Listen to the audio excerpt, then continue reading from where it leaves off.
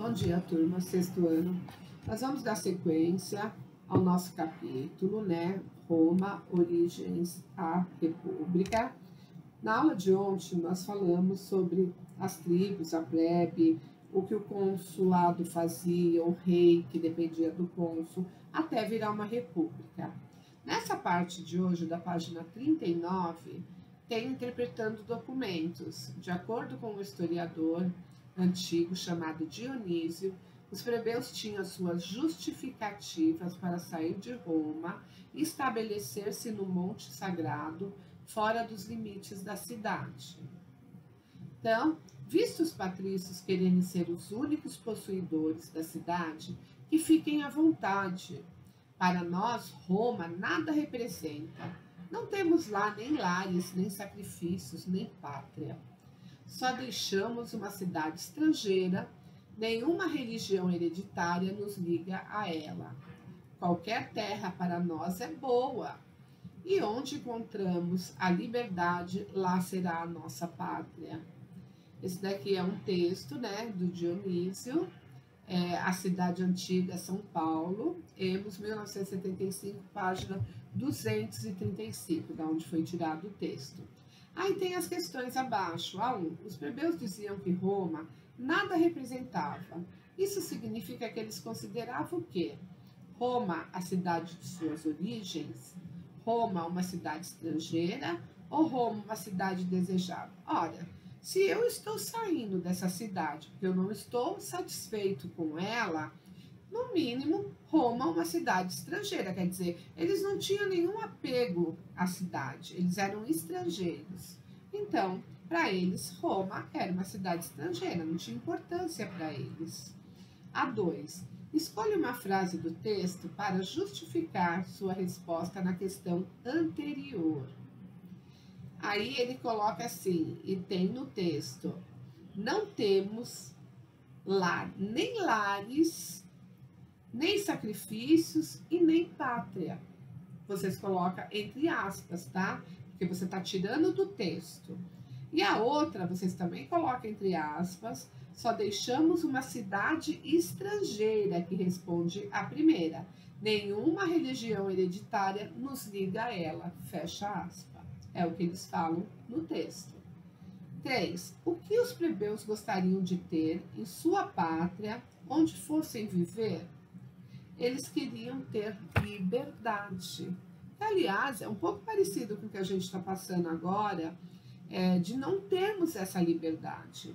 Porque hoje nós não temos a liberdade de ir para a escola, nós não temos a liberdade de ir num shopping, de ir no cinema, de ir num parque e assim por diante. Por quê?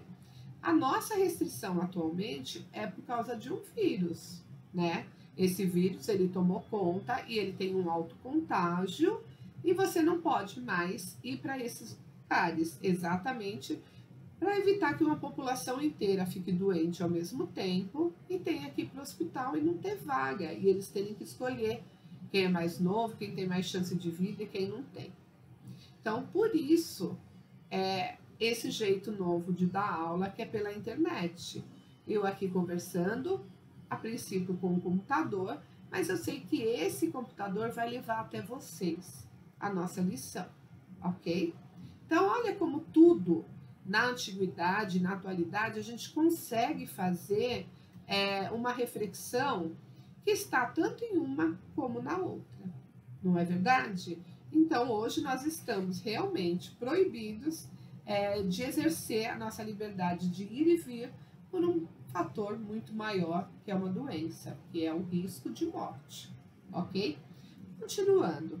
Os patrícios, ele contava com a participação dos plebeus no exército romano, e por isso acabaram cedendo às suas exigências, quer dizer, eles lutaram por uma coisa melhor e acabaram conseguindo.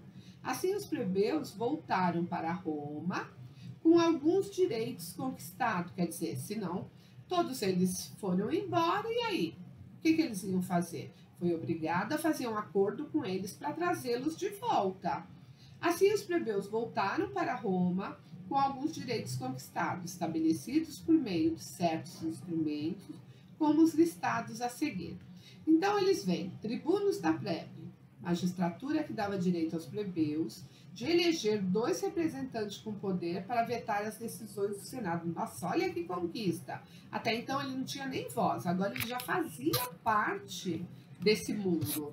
Lei das 12 tábuas, conjunto de normas escritas que qualquer cidadão podia consultar para evitar os patrícios administrassem a justiça conforme seus interesses. Quer dizer, era uma forma de você ir lá consultar a lei e saber se os patrícios não estavam abusando desse poder.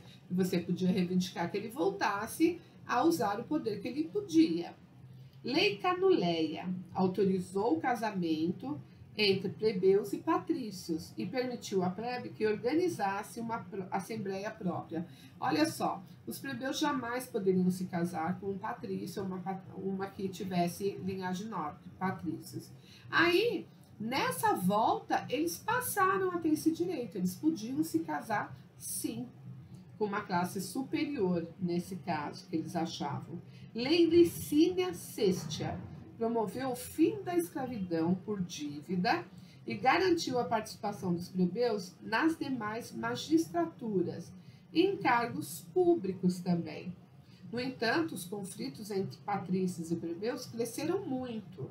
Na tentativa de amenizar essa divergência, os patrícios empregaram, mediante pagamento, os plebeus pobres como soldados do exército, dividido em legiões, grupos de soldados, comandadas por cônsules e pretores, conhecido como generais. O exército romano se fortaleceu e passou a dominar várias regiões. Então, olha só, eles acabaram adequando os plebeus para que eles pudessem voltar à terra, mas com muito mais direitos que até então eles nem faziam ideia e nem conheciam também.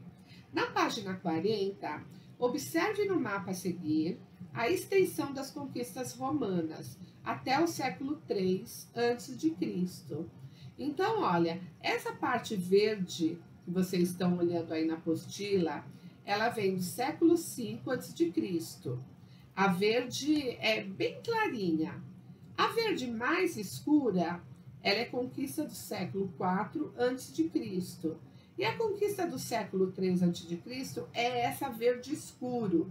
Vocês repararam que o mapa de Roma, ele parece uma bota? Olha, presta atenção. Ó, aqui, como se fosse uma bota cano longo. Aqui o bico da bota e aqui o salto. Até se você olhar no mapa Mundi, vocês vão perceber a botinha lá. Ele vai estar em menor proporção, mas dá para perceber. É uma curiosidade para quem ainda não sabia.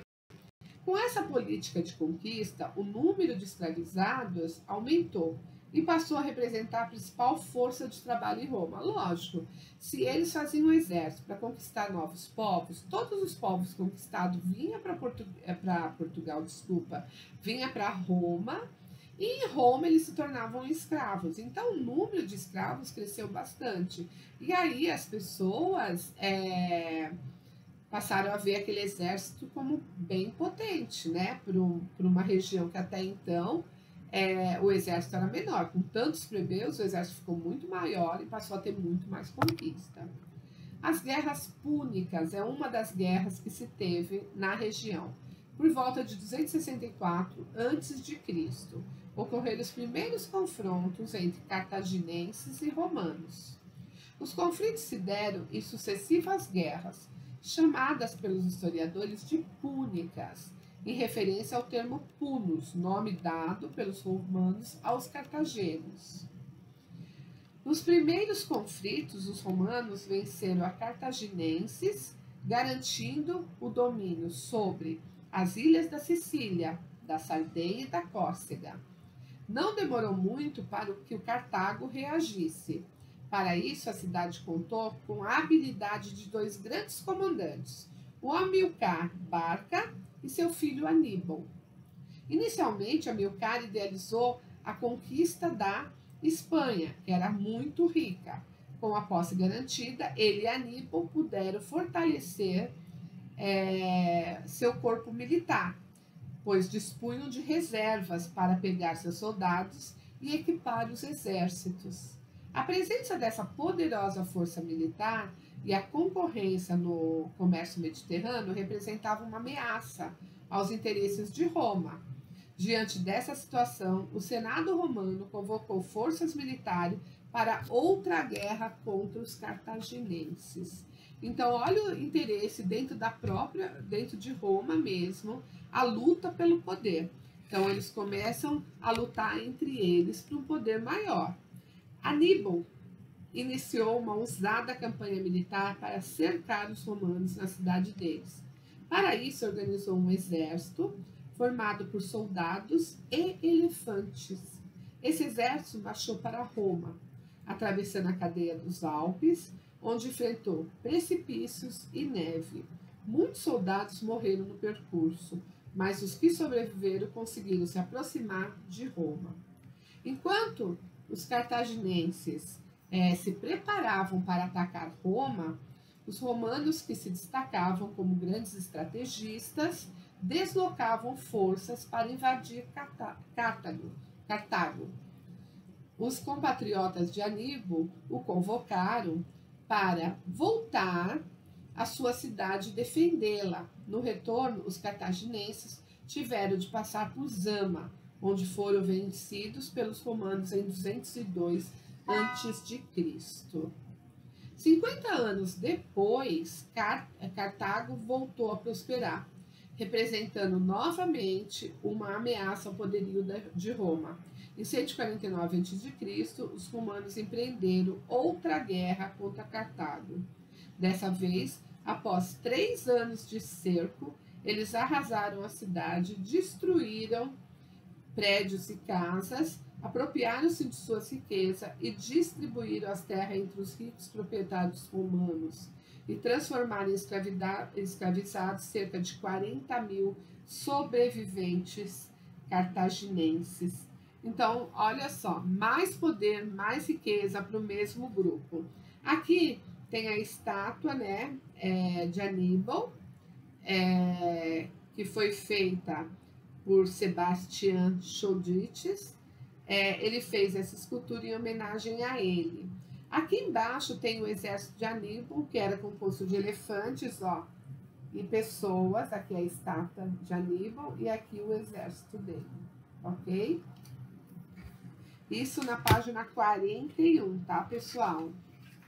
Aqui na página 42, com essa vitória, Roma tornou-se uma potência comercial e marítima e dominou o mar Mediterrâneo, chamado pelos romanos de Mare Nostrum, que em latim significa nosso mar. Observe no mapa a extensão das conquistas romanas por volta do século 100 a.C. Toda essa parte em vermelho, gente, foi a conquista deles. Toda essa parte em vermelho foi o que eles conseguiram conquistar. Era um exército realmente de muita força.